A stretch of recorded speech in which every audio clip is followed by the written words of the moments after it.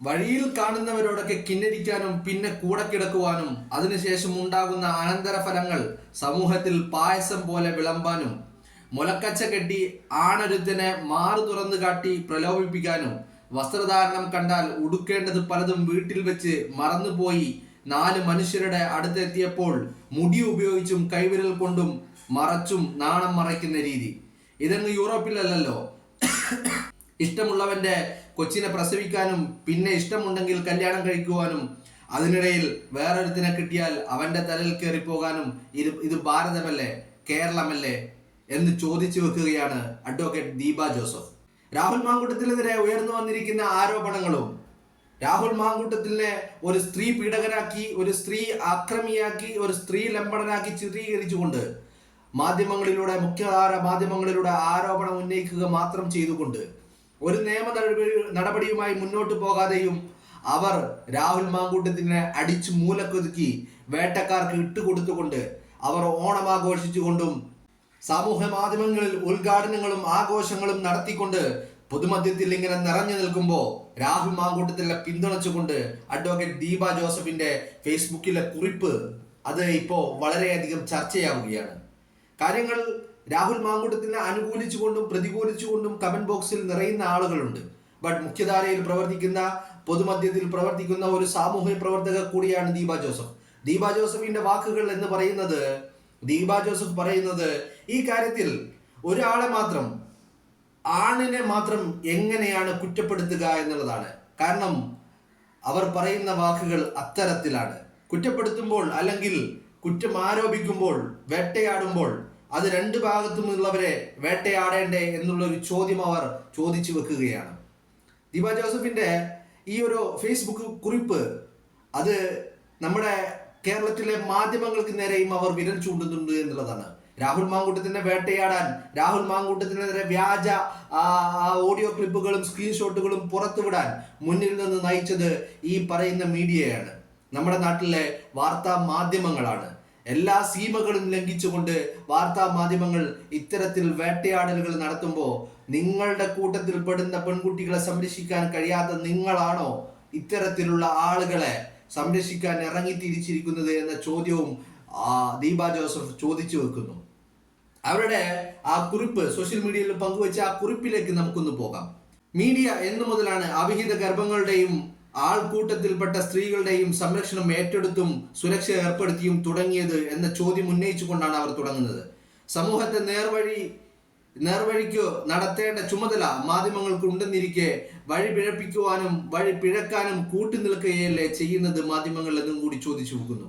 വഴിയിൽ കാണുന്നവരോടൊക്കെ കിന്നരിക്കാനും പിന്നെ കൂടെ കിടക്കാനും അതിനുശേഷം ഉണ്ടാകുന്ന അനന്തരഫലങ്ങൾ സമൂഹത്തിൽ പായസം പോലെ വിളമ്പാനും മുലക്കച്ച കെട്ടി ആണൊരുത്തനെ മാറു തുറന്നു കാട്ടി പ്രലോഭിപ്പിക്കാനും വസ്ത്രധാരണം കണ്ടാൽ ഉടുക്കേണ്ടത് പലതും വീട്ടിൽ വെച്ച് മറന്നുപോയി നാല് മനുഷ്യരുടെ അടുത്തെത്തിയപ്പോൾ മുടി ഉപയോഗിച്ചും കൈവിരലുകൾ കൊണ്ടും മറച്ചും നാണം മറയ്ക്കുന്ന രീതി. ഇതങ്ങ് യൂറോപ്പിലല്ലല്ലോ. ഇഷ്ടമുള്ളവന്റെ കൊച്ചിനെ പ്രസവിക്കാനും പിന്നെ ഇഷ്ടമുണ്ടെങ്കിൽ കല്യാണം കഴിക്കാനും അതിനിടയിൽ വേറൊരുത്തരെ കിട്ടിയാൽ അവന്റെ തലയിൽ കയറിപ്പോകാനും ഇത് ഭാരതമല്ലേ, കേരളമല്ലേ എന്ന് ചോദിച്ചു വെക്കുന്നു. ഒരു പടി കൂടി കടന്ന് പറഞ്ഞാൽ ഇങ്ങനെയുള്ളവരായി അവരുടെ പാടായി അതിപ്പോ മീഡിയയിൽ പങ്കുവെച്ച് ആഘോഷം നടത്തേണ്ടതുണ്ടോ? അവർ ഇരയല്ല, നാടിന് അപമാനവും അപവാദവുമാണ്. ഇവരെയല്ല യഥാർത്ഥത്തിൽ ഇരയാകുന്നവരെ മീഡിയ ഇത്രയും സംരക്ഷിക്കുമോ? അവരുടെ നീതിക്ക് വേണ്ടി നടക്കാത്ത വഴികൾ, മുട്ടാത്ത വാതിലുകൾ കാണില്ല. സെൻസേഷണൽ വാർത്തകൾക്ക് വേണ്ടി വീട് വീടാന്തരം മൈക്കും പിടിച്ച് നീ പീഡിതയാണോ, നിനക്ക് ഗർഭമുണ്ടോ, ഞാൻ കൂടെയുണ്ട്, സത്യം പറഞ്ഞോളൂ, ഞാൻ സംരക്ഷിക്കാം എന്ന് പറഞ്ഞ് നടക്കുന്ന മീഡിയയുടെ കഷ്ടപ്പാട് ആരും കാണാതെ പോകരുത്. പ്രിയപ്പെട്ട മീഡിയ, നിങ്ങൾ സത്യമാണെന്ന് പറഞ്ഞ് വിളമ്പുന്ന വാർത്തകൾ അവാസ്തവവും വ്യാജവുമാണെന്ന് ജനം തിരിച്ചറിഞ്ഞു. എന്നിട്ടും നിങ്ങളെ കാണുന്നത് എന്തിനാണെന്ന് ചോദിച്ചാൽ സർക്കസിലെ കോമാളിയുടെ റോളാണ് നിങ്ങൾക്ക്. ഫ്രിക്ഷൻ മനസ്സുകളുടെ വാർത്തകൾ കോമാളിയെ പോലും ചിരിക്കാനും രസിക്കാനും ഏറെ പ്രയോജനം ചെയ്യുന്നു. സത്യം അറിയാൻ ഹിന്ദി ഇംഗ്ലീഷ് വാർത്തകളെ ആശ്രയിക്കുന്ന അവസ്ഥയാണ് ഇന്ന് ഭൂരിഭാഗം ആളുകളുടെയും. ഞാൻ തെറ്റാണ്, എൻ്റെ നിരീക്ഷണം ശരിയല്ല എന്ന് പൊതുസമൂഹം പറയട്ടെ. സിന്ദൂർ മലയാളി ചാനലുകൾ ഏറ്റെടുത്തത് തൃശൂർ പൂരം പോലെ. വധശിക്ഷ കാത്തു കഴിയുന്ന നിമിഷപ്രിയയുടെ കേസ് ക്രെഡിറ്റിന് വേണ്ടി മത്സരിച്ച ആളുകളെ മുന്നിൽ നിർത്തി നിങ്ങൾ വാർത്തയാക്കിയത് കണ്ടപ്പോൾ എനിക്ക് തോന്നിയത് ഏഷ്യാഡിന് ഓടാൻ ട്രാക്കിൽ നിരത്തിയ കായിക താരങ്ങളെയാണ്. ആരാണ് ആദ്യം ഗപ്പ് മേടിക്കുക എന്ന് മേനി പറയാൻ പറ്റുന്ന എല്ലാവരെയും നിങ്ങൾ ചേർത്തു. എന്നിട്ട് സത്യവും മാധ്യമ മൂല്യങ്ങളും മാത്രം പറയാൻ നിങ്ങൾ മറന്നു. ഇവിടെ നടക്കുന്ന ചർച്ചകൾ യമനിൽ നിമിഷപ്രിയയുടെ പ്രവർത്തനങ്ങളെ ബാധിക്കുമെന്ന സത്യം മറന്നു. മരിച്ചു കിടന്നവന്റെ നെഞ്ചത്ത് ചവിട്ടി റീത്ത് വെക്കാൻ വന്ന സിനിമാ നടിയുടെ പടം പിടിച്ച് ഫോട്ടോഗ്രാഫറായി നിങ്ങൾ. ഇപ്പോൾ നടക്കുന്ന അവിഹിതവും അതുപോലെ തന്നെ. രണ്ട് വ്യക്തികൾ തമ്മിൽ സ്നേഹവും സെക്സും ഗർഭവും അത് വ്യക്തികളും അവരുടെ കുടുംബാംഗങ്ങളും ചർച്ച ചെയ്യേണ്ട വിഷയമാണ്. അവരുടെ സ്വകാര്യതയിലേക്ക് ഇടിച്ചു കയറി ഇനി അങ്ങനെ ഒരു സ്ത്രീ ഉണ്ടെങ്കിൽ തന്നെ അവരെ നിങ്ങൾ കൊല്ലാതെ കൊന്നില്ലേ? അവർക്ക് നീതി കിട്ടാതെ പോയാൽ ലോ ആൻഡ് ഓർഡർ നിയമവ്യവസ്ഥകൾ, മീഡിയേഷൻ സെന്ററുകൾ, സ്ത്രീ സംരക്ഷണ സന്നദ്ധ സംഘടനകൾ, കൗൺസിലിംഗ് സെന്ററുകൾ, അങ്ങനെ നാട്ടിൽ എന്തെല്ലാം സംവിധാനങ്ങളുണ്ട്.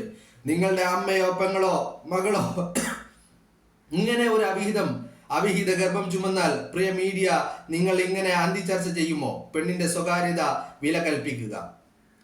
എനിക്ക് ചിരി വന്നത് ഇത്തരം ശക്തമായ നിലപാട് നിമിത്തം എനിക്ക് അവിഹിതമുണ്ടെന്ന് ചിലർ തപ്പി നടന്നു എന്ന് കേട്ടപ്പോഴാണ്. അതിന് എന്നോട് ചോദിക്ക്, ഞാൻ പറയാം. നമ്മൾ സ്കൂൾ പഠിച്ചപ്പോൾ ഒരു പ്ലഡ്ജ് ചൊല്ലുമായിരുന്നില്ലേ? അതിൻ പ്രകാരം എൻ്റെ അവിഹിതം ഇന്ത്യയിൽ അല്ല, യൂറോപ്പിലാണ്. അതുകൊണ്ട് നിങ്ങൾ തപ്പി വിഷമിക്കണ്ട. കഷ്ടം എവിടെയാണ് മനുഷ്യരെ? നിങ്ങളുടെ മൂല്യങ്ങൾ എവിടെ നിന്നാണ് നമ്മൾ മനുഷ്യരല്ലാതെ പോയത്? മറ്റൊരാളുടെ സ്വകാര്യതയിലേക്ക് എത്തി നോക്കാനും കുത്തിവീഴ്ത്താനും നിന്നെ ആരാണ് അനുവദിച്ചത്? മീഡിയയുടെ അനാവശ്യ അതിപ്രസരം തടയാൻ നിയമങ്ങൾ മാറ്റി എഴുതേണ്ടിയിരിക്കുന്നു. കടലാടിയും പോലെ സത്യങ്ങൾ മാധ്യമധർമ്മത്തിൽ നിന്ന് എന്നേ അകന്നുപോയി. ഒരു പക്ഷേ ഈ ചിന്തകൾ എൻ്റേത് മാത്രമല്ല, എന്നെ പോലെ ചിന്തിക്കുന്ന ഒരുപാട് പേരുണ്ട്. അവർക്ക് തുറന്നു പറയാൻ കഴിയാതെ വിക്കി നിന്നത് ഞാൻ പറഞ്ഞു എന്ന് മാത്രം. ഞാൻ ഇഷ്ടപ്പെട്ട 2 മേഖല നിയമവും പത്രപ്രവർത്തനവും. പക്ഷേ പത്രപ്രവർത്തനത്തിൽ ഇതുപോലൊരു ആത്മസംതൃപ്തിയുടെ ചിരി സാധ്യമോ എന്നത് ചോദ്യചിഹ്നമാണ്. മാധ്യമങ്ങളുടെ ഈ വേട്ടയാടലുകളെ എടുത്തു കാണിച്ചുകൊണ്ട്, പുറത്ത് കാണിച്ചുകൊണ്ട്, മാധ്യമധർമ്മത്തിൽ നിന്ന്, സത്യത്തിൽ നിന്ന് മാറി വ്യതിചലിച്ചുകൊണ്ട്, മറ്റൊരാളുടെ സ്വകാര്യതയിൽ, അവരുടെ പ്രൈവസിയിൽ കടന്നുകയറ്റങ്ങൾ നടത്തിക്കൊണ്ട് വേട്ടയാടലുകൾ നടത്തുന്നതിനെതിരെയാണ് ദീപ ജോസഫ് തുറന്നടിക്കുന്നത്. ഈ കാര്യത്തിൽ നിങ്ങൾ ഇരയോടൊപ്പമാണെന്ന് പറഞ്ഞുകൊണ്ട് ഇരയെ പിച്ചു ചീന്തുന്നത് കാണുമ്പോൾ അത് സഹിച്ചു നിൽക്കാൻ കഴിയുന്നില്ല എന്ന് കൂടി അഡ്വക്കേറ്റ് ദീപ ജോസഫ് തുറന്നടിക്കുന്നു. ഇത്തരത്തിൽ രാഹുൽ മാങ്കൂട്ടത്തിനെതിരെ നടക്കുന്ന ഈ വിചാരണ, അങ്ങനെ ഒരു ഇരയുണ്ടെങ്കിൽ, ഇത്തരത്തിലൊരു അവിഹിതം ഉണ്ടായിട്ടുണ്ടെങ്കിൽ, അവിടെ ഒരു ഗർഭം ഉണ്ടായിട്ടുണ്ടെങ്കിൽ, അവിടെ ഒരു അബോർഷൻ ഉണ്ടായിട്ടുണ്ടെങ്കിൽ, അത് ആലോചിച്ച് തീരുമാനിക്കേണ്ടത് അവരുടെ കുടുംബമല്ലേ എന്ന് ചോദിച്ചു വെക്കുകയാണ് ആര്? ദീപ ജോസഫ്. അതിനപ്പുറത്തേക്ക് ഇവർക്ക് വല്ല നിയമപരിരക്ഷയും അല്ലെങ്കിൽ നീതിയാണ് ലഭിക്കേണ്ടതെങ്കിൽ ഇത്തരത്തിലുള്ള ഇരകൾ എന്തുകൊണ്ടാണ് ഇപ്പോഴും നിയമ സംവിധാനത്തിന് മുന്നിൽ ഒരു പരാതിയുമായി എത്താത്തതും നിയമ സംവിധാനത്തെ സമീപിക്കാത്തതും എന്തുകൊണ്ടാണെന്ന് കൂടി ചോദിച്ചു വെക്കുന്നു. ഇത്രയധികം സെൻസേഷൻ ആണെങ്കിൽ, ഇവരുടെ ഉദ്ദേശം അത് ശുദ്ധമാണെങ്കിൽ, ഇതിന് ഉദ്ദേശശുദ്ധി ഉണ്ടെങ്കിൽ നിങ്ങൾ നിയമ നടപടിയുമായി മുന്നോട്ട് പോവുകയല്ലേ വേണ്ടത് എന്നുകൂടി ചോദിച്ചു വെക്കുന്നു. രാഹുൽ മാങ്കൂട്ടത്തിൽ എന്ന് പറയുന്ന യുവജന നേതാവിനെതിരെ ഇത്രയും വേട്ടയാടലുകൾ നടത്തിയിട്ട് അവസാനം പോലീസുകാർ വന്ന് ചോദിച്ചിട്ട് പോലും, അല്ലെങ്കിൽ പോലീസുകാർ ഇരകളാണെന്ന് അവകാശപ്പെടുന്നവരെ സമീപിച്ചിട്ട് പോലും എന്തേ ഒരു റിട്ടേൺ പരാതി നിങ്ങൾ എഴുതി നൽകാത്തത് എന്നുകൂടി ചോദിച്ചു വെക്കുകയാണ് ദീപ ജോസഫ്.